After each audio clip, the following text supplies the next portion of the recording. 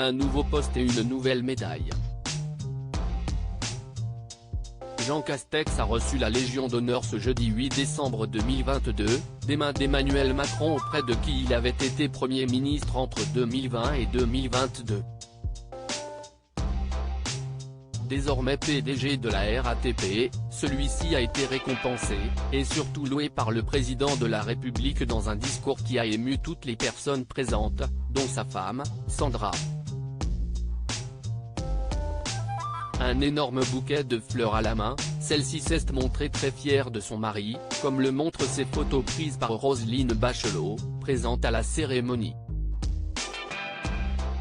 Selon l'hebdomadaire Le Point, le chef de l'État a formulé une multitude de compliments à l'égard de son ancien collaborateur, s'attardant notamment sur la carrière de Jean Castex mais aussi ses qualités humaines et sa dévotion pour le service public, une ascension républicaine fondée sur l'envie d'être utile, cite le magazine sur son site internet.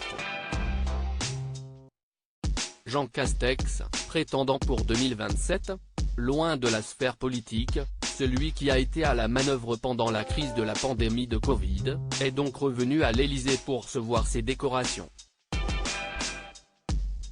Certains se prennent à rêver que Jean Castex retrouve l'envie de gouverner, et prenne part à la course pour l'Élysée en 2027. Une blague, a réagi un potentiel prétendant en 2027, dans les colonnes du Parisien de mardi 6 décembre 2022.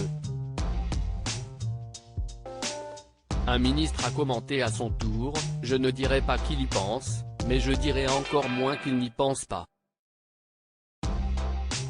En tout cas, il n'a pas moins d'ambition que ses prédécesseurs. » L'ex-conseiller départemental des Pyrénées-Orientales a toujours été comme ça, il a l'air de ne pas y toucher, et s'agace d'avoir à se justifier quand on lui parle de 2027. Un autre commentateur a souligné, tout ce qu'il fait, il le fait par passion. Mais il ne le fait jamais par hasard non plus. Pour l'instant, Jean Castex s'installe dans ses nouvelles fonctions, et ne commente pas les rumeurs.